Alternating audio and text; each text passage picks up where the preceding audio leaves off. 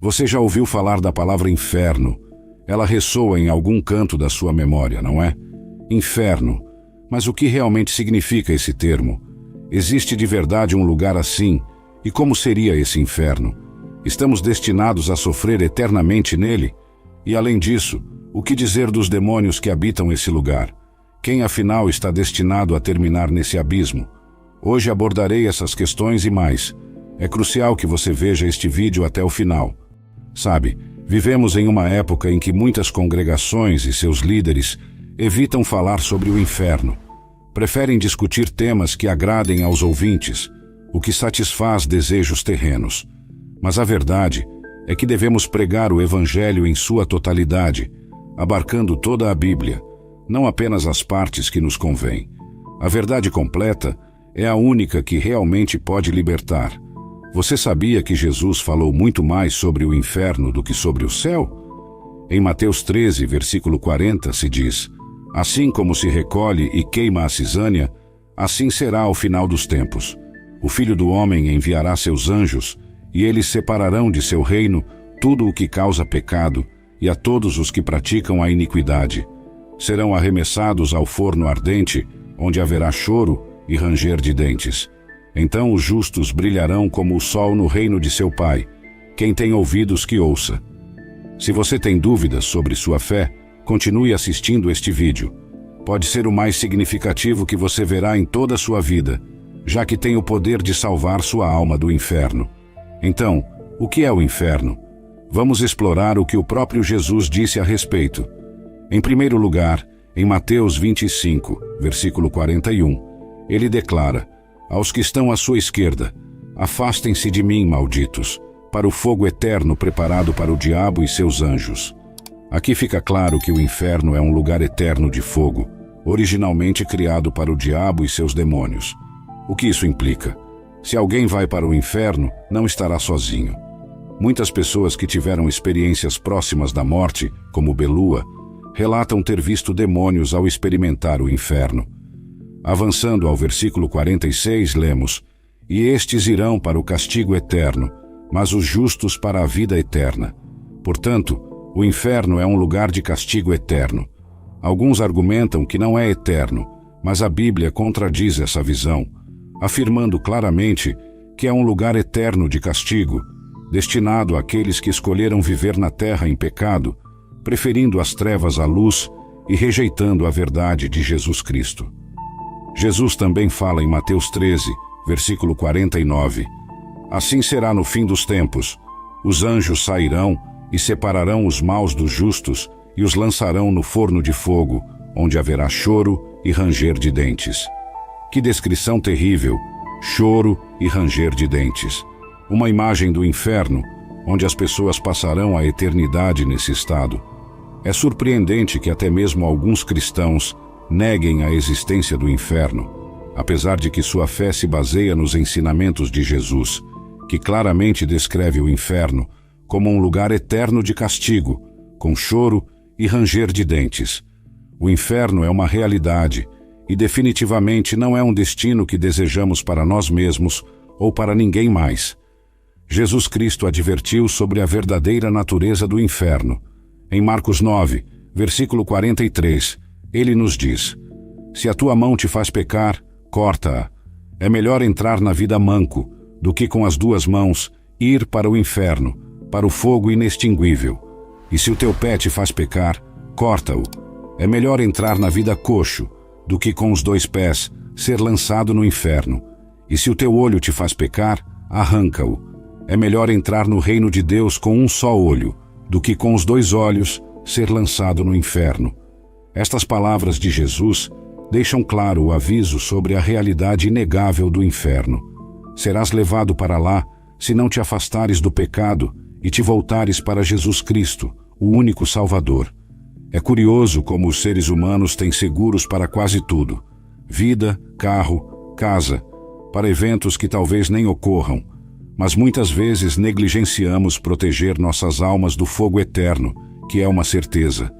O inferno é um lugar de choro e ranger de dentes, como Jesus reitera em Mateus 25, versículo 30, onde fala das trevas exteriores, um lugar sem a presença de Deus. Em 2 Tessalonicenses, capítulo 1, versículo 9, lemos que estes sofrerão o castigo de eterna destruição, excluídos da presença do Senhor e da glória do seu poder. Este mundo pode ter resolvido muitos dos seus problemas, mas nada se compara com o inferno, um lugar sem a presença de Deus. Agora, reflitamos por um momento sobre a verdadeira natureza do inferno. Imagine só por alguns segundos como deve ser estar lá, com o diabo e seus demônios à espreita, onde o verme não morre e o fogo não se apaga. Pense nos lamentos e no ranger de dentes de inúmeras almas que nunca cessam. Se fores para lá, serás atormentado por toda a eternidade em um lugar completamente desprovido da presença de Deus. Jesus ainda nos ensina mais sobre isso em Mateus, capítulo 10, versículo 28. Não temais os que matam o corpo, mas não podem matar a alma. Antes, temei aquele que pode destruir a alma e o corpo no inferno. O inferno não é um destino desejável, é um lugar terrível e representa um julgamento justo. É o castigo para aqueles que rejeitaram Jesus Cristo, a luz, e optaram por viver no pecado. Aqueles que não aceitam que Jesus Cristo já sofreu o castigo na cruz, agora enfrentarão o inferno, um lugar reservado para aqueles que persistem no pecado, como o assassinato, o roubo, a mentira, a violação, a embriaguez, a calúnia, a promiscuidade e aqueles que se entregam aos desejos carnais como a luxúria, a inveja, a avareza, a ira, a gula e o orgulho. Permitem-me esclarecer um ponto importante aqui. Muitas pessoas confundem Hades ou Sheol com o inferno, mas não são a mesma coisa. Hades no Novo Testamento grego e Sheol no Antigo Testamento hebraico referem-se ao reino dos mortos ou à sepultura. Simplesmente significam o lugar dos mortos. Portanto, Hades e Sheol são apenas lugares temporários de tormento, onde as almas esperam o dia do julgamento final.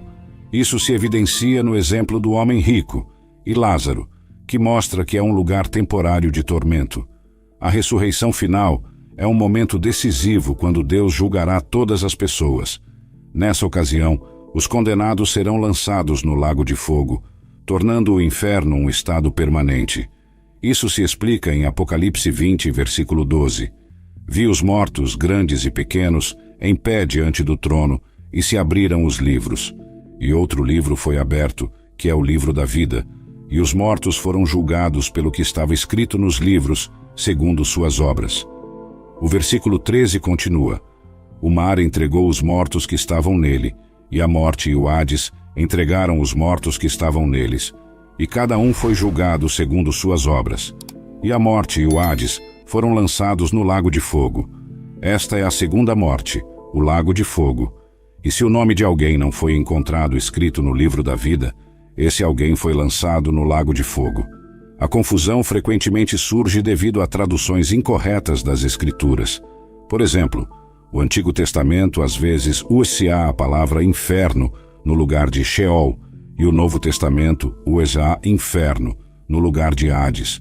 Um exemplo disso se encontra no Salmo 16, versículo 10. A versão King James diz: Porque não deixarás a minha alma no inferno, nem permitirás que o teu santo veja corrupção. A palavra hebraica aqui é Sheol, não inferno. Outras traduções, como a ESV, acertam ao dizer: Pois não deixarás a minha alma no Sheol, nem permitirás que o teu santo veja corrupção. Se ainda há confusão entre Hades e inferno, no final, não é o mais crucial. O ponto fundamental é que todos os malfeitores terminarão no inferno por toda a eternidade se escolherem continuar vivendo no pecado e não aceitarem Jesus Cristo como seu Senhor e Salvador. A escolha é clara: rejeitar o pecado e aceitar Jesus ou enfrentar o destino eterno no inferno. Em Apocalipse 21, versículo 8, encontramos um versículo impactante: Mas os covardes, incrédulos, abomináveis, assassinos, praticantes de feitiçaria, fornicadores, idólatras e todos os mentirosos terão a sua parte no lago que arde com fogo e enxofre. Esta é a segunda morte. A Bíblia é muito clara ao afirmar que aqueles que escolhem, e aqui o ênfase está na escolha, Já que cada um tem a liberdade de decidir, neste mundo temporal, enfrentarão as consequências de suas ações. A escolha mais importante é entre a luz e a escuridão. Depois de tomar a sua escolha, terá que lidar com as consequências dela. E se escolher não escolher, isso também é uma decisão, já que equivale a rejeitar Jesus Cristo. Mesmo uma escolha feita sem entusiasmo, apenas para assegurar um lugar no céu, não enganará, pois ele vê o coração de cada um. Isso também se aplica aos cristãos mornos, como Deus declara em Apocalipse 3, versículo 16. Porque és morno, e nem frio nem quente, vomitar-te-ei da minha boca. Não compartilho isso para assustar-te, mas para apresentar a realidade e a verdade, para que tenhas a oportunidade de te voltares para Jesus Cristo e evitar o inferno. Enquanto falamos, milhares de pessoas estão avançando lentamente para o inferno, e muitas delas terminarão lá, se não escolherem Jesus Cristo. Todos os dias, 150 mil pessoas morrem, e muitas delas se dirigem para o inferno. Jesus nos adverte em Mateus 7, versículos 13 e 14. Entrai pela porta estreita, porque larga é a porta, e espaçoso o caminho que leva à perdição, e muitos são os que entram por ela. Mas estreita é a porta, e apertado o caminho que leva à vida, e poucos são os que a encontram. Isto é um lembrete solene da importância de escolher o caminho correto. Este pensamento realmente me impacta. A inevitável realidade de que um dia morreremos é um fato do qual ninguém pode escapar, e eu compartilho isso contigo porque me importo, e não quero que termines no inferno. É importante reconhecer que Deus é amor e nos oferece um período de graça para nos voltarmos para Ele, mas esse tempo também está se esgotando. É essencial tomar a decisão correta antes que seja tarde demais. Atos 17, versículo 30 nos lembra: Mas Deus, tendo passado por alto os tempos desta ignorância, agora manda a todos os homens em todo lugar que se arrependam, porque estabeleceu um dia em que julgará o mundo com justiça, por aquele homem a quem designou, dando fé a todos com a ressurreição dos mortos. Neste contexto, o homem é Jesus, Deus encarnado, enviado à terra para levar o castigo que merecíamos por nosso pecado. Jesus, que não conheceu o pecado, se fez pecado por nós na cruz. É interessante notar que foi um homem, Adão, quem introduziu o pecado no mundo, e um homem perfeito, Jesus, veio nos libertar do castigo desse pecado, que é o inferno.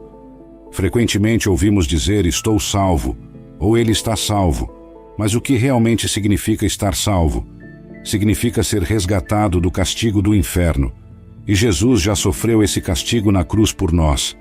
Ele carregou com os meus pecados, os teus pecados e os pecados do mundo, embora ele mesmo nunca tenha pecado. 2 Coríntios 5, versículo 21 confirma isso. Aquele que não conheceu pecado, por nós o fez pecado, para que nele fôssemos feitos justiça de Deus. É crucial entender que Deus é o juiz supremo e julgará todo o mundo com justiça. Ele avaliará cada um com base em como viveu a sua vida, considerando todas as ações, pensamentos e tudo o que foi feito neste mundo temporal.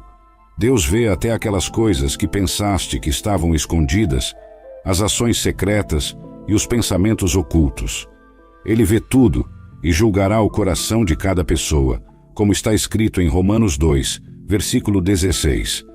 No dia em que, segundo o meu evangelho, Deus julgará os segredos dos homens por Jesus Cristo. Lembre-se, Deus é onisciente, santo, perfeito e justo. Mesmo um único pecado continua sendo pecado, e ninguém é perfeito. Todos somos culpados de pecar, como diz Romanos 3, versículo 23, porque todos pecaram e carecem da glória de Deus. Deus, sendo tão justo como sabemos que é, julgará toda a injustiça e tudo o que está errado neste mundo, o que causa tanto sofrimento e dor. As pessoas frequentemente se perguntam o que há de errado no mundo, mas a resposta está no pecado que entrou nele. Muitos querem culpar a Deus pelas aflições do mundo, mas a verdadeira culpa recai no pecado humano. É essencial compreender esta verdade para perceber a importância da redenção oferecida através de Jesus Cristo. Com a alarmante realidade de que a cada 98 segundos alguém é agredido sexualmente no mundo, fica evidente a extensão do pecado e a necessidade do julgamento divino. Deus, em sua justiça, julgará todos os pecadores. Ele não perdoou nem mesmo os anjos quando pecaram. Portanto, certamente não perdoará aqueles que persistem em seus pecados, como está escrito em 2 Pedro, capítulo 2, versículo 4.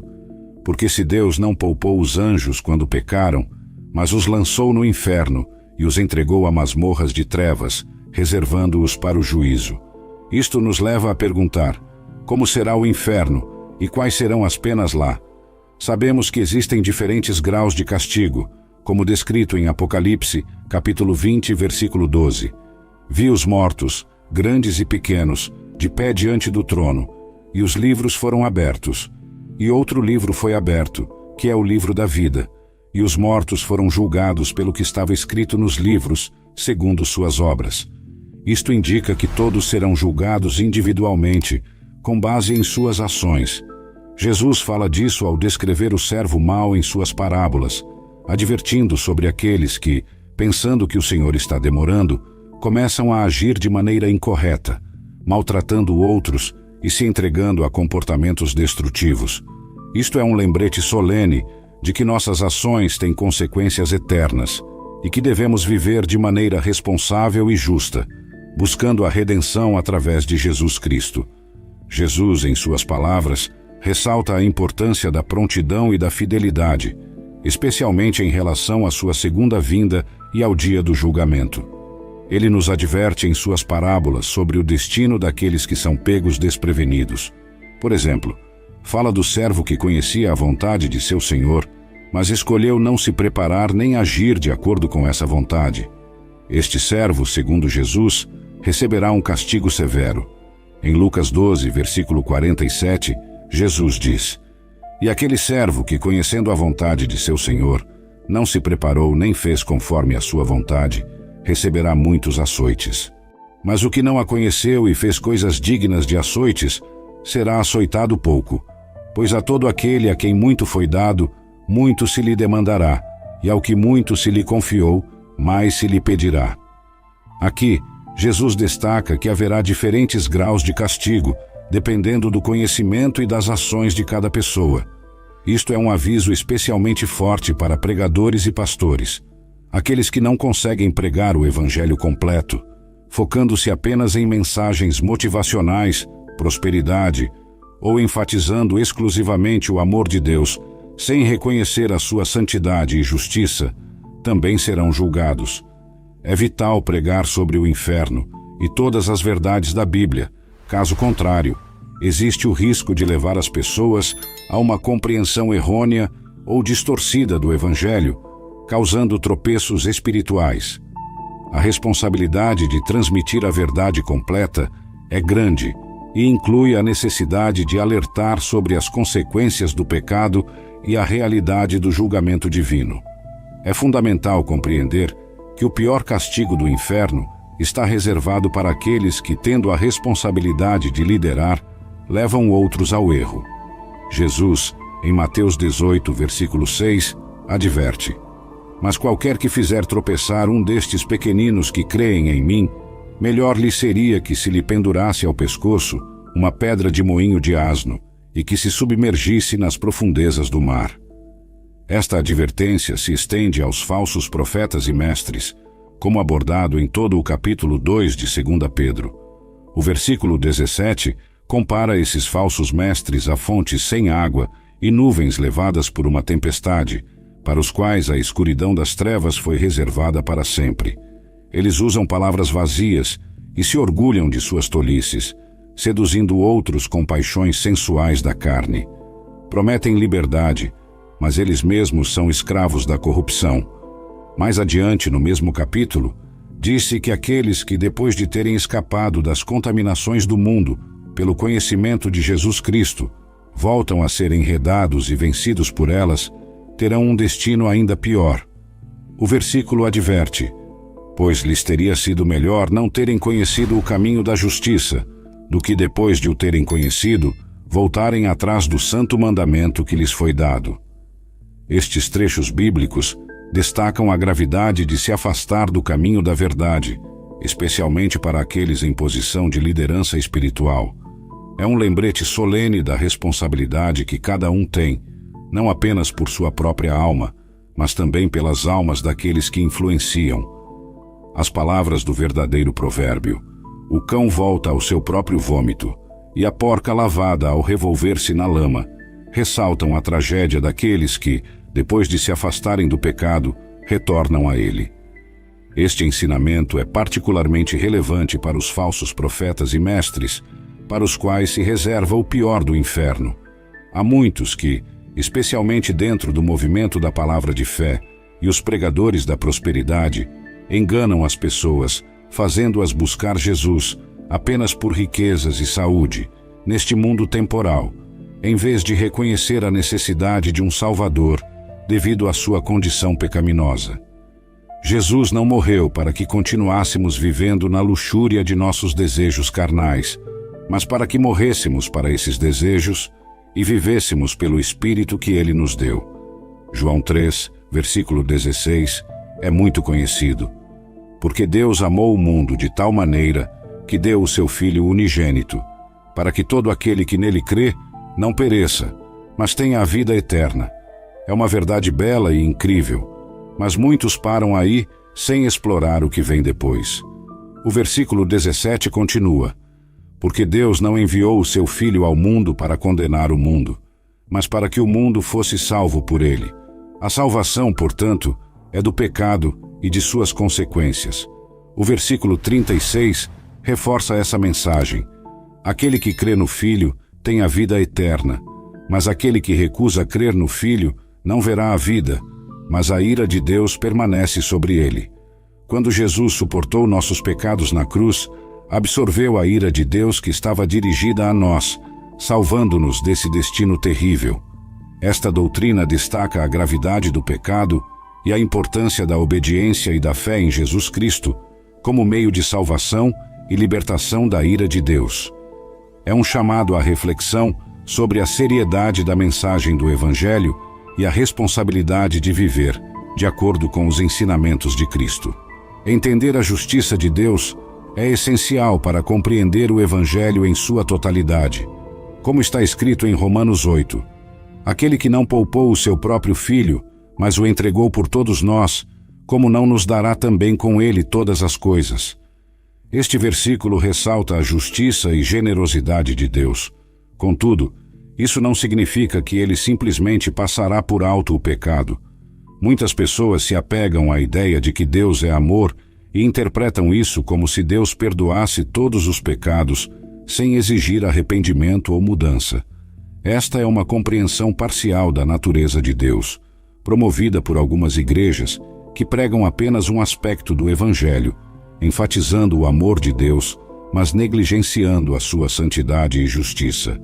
O resultado é uma fé morna que não reflete a verdadeira natureza do compromisso cristão, como mencionado em Apocalipse 3, versículo 16. Assim, porque és morno e não és frio nem quente, vomitar-te-ei da minha boca. Deus é amor, sim, mas também é santo e justo. Ele não pode simplesmente ignorar o pecado. Para entrar no céu, é necessário tornar-se um cristão renascido, pedindo a Deus que perdoe os pecados. A ideia de ser uma boa pessoa não é suficiente para alcançar a salvação. Todos pecaram, como mencionado em Romanos 3, versículo 23. Porque todos pecaram e destituídos estão da glória de Deus. Se alguma vez mentiste, então és um mentiroso. Se alguma vez roubaste, és um ladrão. O pecado nos separa de Deus, mas a boa notícia é que Jesus Cristo oferece o caminho para a redenção e a salvação. Reconhecer esta verdade e buscar o perdão e a transformação em Cristo é o caminho para a verdadeira vida eterna. A compreensão de que ninguém pode salvar-se a si mesmo é fundamental na fé cristã, como nos lembra Tiago 2, versículo 10. Porque qualquer que guardar toda a lei, mas ofender em um ponto, torna-se culpado de todos. Isto destaca a impossibilidade de alcançar a perfeição e a salvação por nossos próprios esforços ou boas obras. A salvação é um dom da graça de Deus, acessível através da fé verdadeira em Jesus Cristo. Quando aceitamos o sacrifício de Jesus na cruz, onde ele morreu pelos nossos pecados, somos declarados justos diante de Deus. Esta transformação é acompanhada do dom do Espírito Santo, que nos leva a viver uma nova vida caracterizada por boas obras e frutos do Espírito, não como meio de salvação, mas como evidência da transformação que ocorreu em nós. Os primeiros capítulos da carta aos Romanos explicam como Deus nos declara justos. É crucial entender que Deus nos ofereceu um caminho para escapar do inferno, e esse caminho é exclusivamente através de Jesus Cristo. Romanos 3 reforça essa verdade, declarando que somos justificados pela graça de Deus como um dom através da redenção que está em Cristo Jesus. Cristo foi apresentado por Deus como propiciação por seu sangue, recebida pela fé. Isso demonstra a justiça de Deus, que em sua paciência divina passou por alto os pecados cometidos anteriormente. Deus mostrou sua justiça no tempo presente para ser justo e justificador daqueles que têm fé em Jesus. Portanto, a mensagem central do Evangelho é que, apesar de todos terem pecado e estarem destituídos da glória de Deus, há um caminho para a justificação e a salvação, aberto a todos que creem em Jesus Cristo. É uma mensagem de esperança, justiça e amor, que demonstra o caráter justo e misericordioso de Deus. A história do homem rico e Lázaro, contada em Lucas 16, versículos 19 a 31, é um poderoso lembrete da realidade do castigo eterno e da importância da salvação oferecida por Jesus Cristo. Nesta parábola, Jesus descreve um homem rico que vivia em luxo, em contraste com Lázaro, um pobre homem coberto de feridas que se encontrava à porta do rico, desejando apenas as migalhas que caíam de sua mesa. Após a morte de ambos, Lázaro foi levado pelos anjos ao lado de Abraão, simbolizando o conforto e a paz após a morte, enquanto o homem rico se encontrou em tormentos no Hades. Em seu sofrimento, o homem rico implora a Abraão que envie Lázaro para refrescar sua língua com água, mas é informado que há um grande abismo que separa os dois lugares, tornando impossível tal ajuda. O rico então pede que Lázaro seja enviado à sua casa para advertir seus 5 irmãos, para que não terminem no mesmo lugar de tormento. Esta história ilustra que após a morte não há mais oportunidade de mudar o destino. É um chamado à reflexão sobre como vivemos nossas vidas e sobre a necessidade de aceitar a salvação que Jesus Cristo oferece. Através do sangue de Cristo, o preço pelos pecados foi pago, e somente através da aceitação desse sacrifício somos salvos do castigo do inferno eterno. Esta parábola não é apenas um aviso sobre as consequências da negligência espiritual, mas também uma mensagem sobre compaixão, amor ao próximo e a importância da fé e humildade. Desafia-nos a viver de maneira que reflita os valores do reino de Deus e a reconhecer a urgência da mensagem do Evangelho. A conversa entre o homem rico e Abraão na parábola de Lázaro, citada em Lucas, reflete a importância de ouvir e responder às mensagens contidas nas Escrituras. Abraão destaca que, se não ouvem a Moisés e aos profetas, tampouco serão persuadidos se alguém ressuscitar dos mortos. Isso indica que a revelação de Deus através de sua palavra é suficiente para levar a uma compreensão e arrependimento verdadeiros. A história também nos fornece uma visão do tormento no Hades, um estado de espera para o dia do julgamento final. É um lembrete de que, após a morte, não há mais oportunidades para mudanças ou arrependimento. As pessoas no Hades, como o homem rico, estão cheias de remorsos, mas é tarde demais para elas. Este relato é um chamado poderoso à reflexão sobre a vida e o destino eterno. Os cemitérios são lembretes tangíveis de que todas as gerações antes de nós passaram por este mundo e enfrentaram o destino da morte. A morte é um destino comum para todos, independentemente da fama, riqueza ou status. Cada segundo com fôlego em nossos pulmões é uma oportunidade dada por Deus para nos voltarmos para Ele e aceitá-lo como Senhor e Salvador. Deus nos criou e deseja que estejamos com Ele no novo céu e na nova terra. A escolha entre o céu e o inferno depende de nós e de nossa resposta ao chamado de Deus. Atos 17, versículo 26, sublinha a proximidade e acessibilidade de Deus para todos nós. E de um só, fez todas as nações dos homens para que habitassem sobre toda a face da terra. Este trecho destaca que Deus não está longe. Ele está próximo e acessível a todos que o buscam. A mensagem do Evangelho é universal e está disponível para todos, oferecendo salvação e esperança.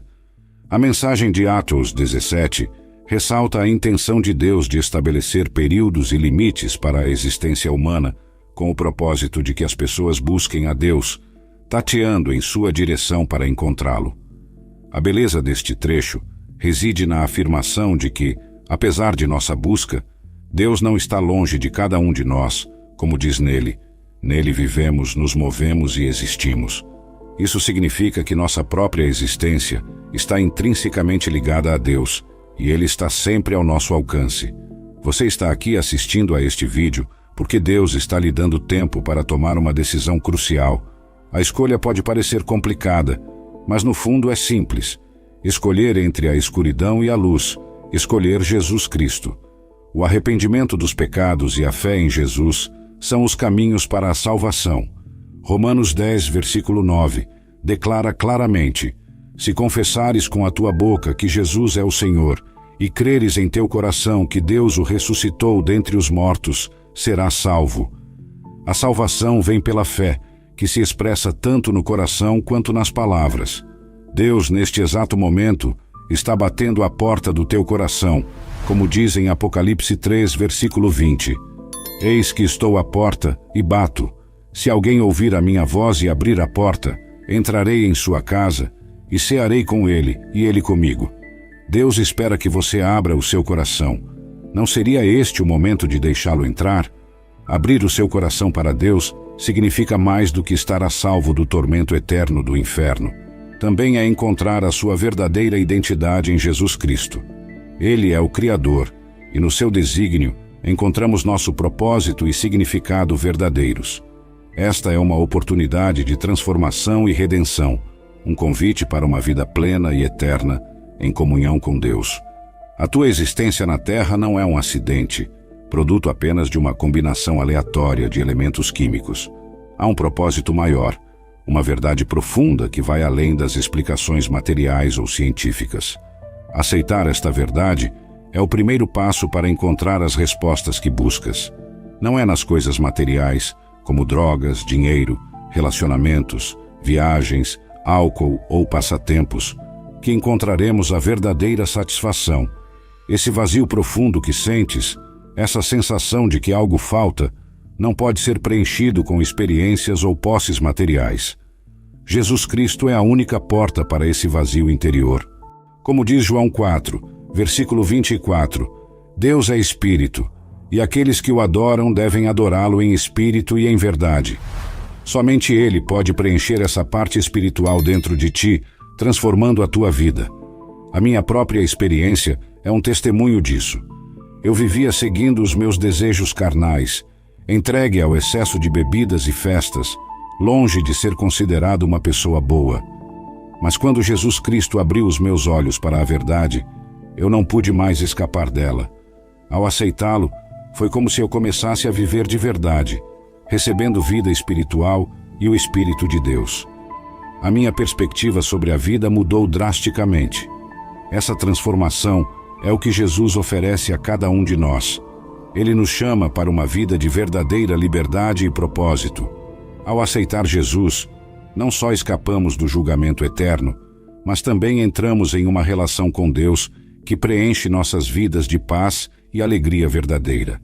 É um convite para descobrir quem realmente somos e viver de acordo com o desígnio divino que Ele estabeleceu para cada um de nós. A tua decisão de te voltares para Deus e aceitar Jesus Cristo como teu Senhor e Salvador é um passo fundamental para uma vida transformada. Se oraste sinceramente, buscando o perdão e a redenção que só Deus pode oferecer, agora és parte da família de Deus. Bem-vindo. No entanto, o caminho não termina aqui. O caminho cristão é uma jornada contínua de crescimento, aprendizado e transformação.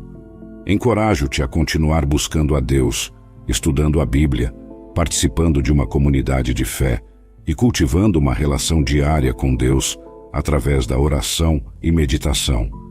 Lembra-te sempre de que Deus te ama profundamente. Seu amor é incondicional e Ele tem um plano maravilhoso para a tua vida. À medida que te entregas a Ele e buscas viver de acordo com